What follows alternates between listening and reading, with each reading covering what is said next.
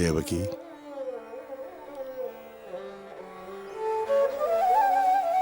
മകളെ, ഇന്നു നിന്റെ വിവാഹം. ഈ സുദിനം നാം എത്ര കൊതിച്ചിരുന്നതാണ്. ദേവക ജ്യേഷ്ഠന്റെ ഏറ്റവും ഇളയ പുത്രിയുടെ മംഗല്യം. ഇനി പിതൃസ്ഥാനത്ത് നിന്ന് ഒരു വിവാഹം കാണാൻ പുത്രിമാരാരുമില്ലല്ലോ നമുക്ക്.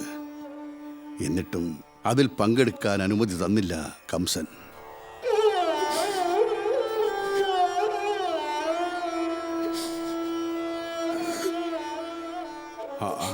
അരുത് മകളെ, മംഗല്യവസ്ത്രത്തിൽ അശ്രുഗണം വീഴ്ത്തരുത്.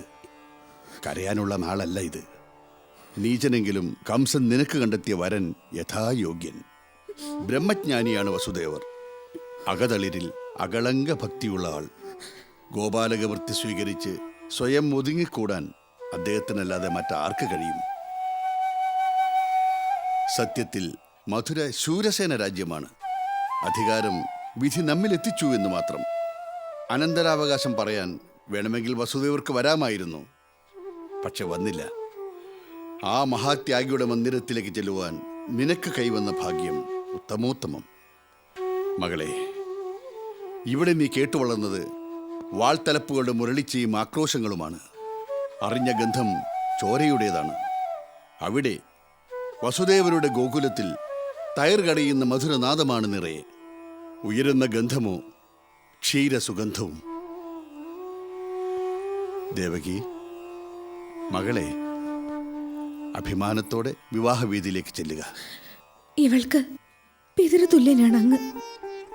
അങ്ങില്ലാതെ ഇല്ലെന്നാര് പറഞ്ഞു? ജീവിച്ചിരിപ്പുണ്ടല്ലോ. അതിനുള്ള ഔദാര്യം മകൻ കാട്ടിയത് മഹാഭാഗ്യം.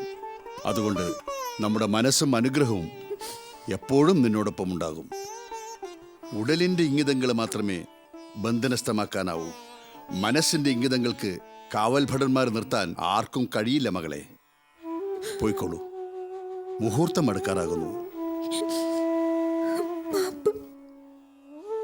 മഹാപാപിയായ എൻ്റെ മകനു വേണ്ടി നീ എന്തിനാണ് മകളെ മാപ്പ് പറയുന്നത്?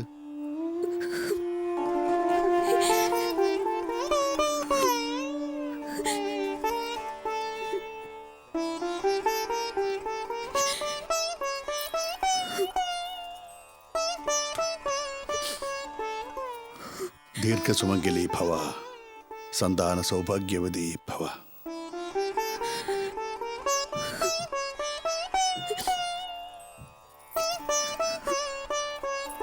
മകളെ, പരമഭക്തനായ വസുദേവപത്നിയാകാനുള്ള മഹാഭാഗ്യം ഈശ്വരന്റെ വരദാനമെന്ന് കരുതുക.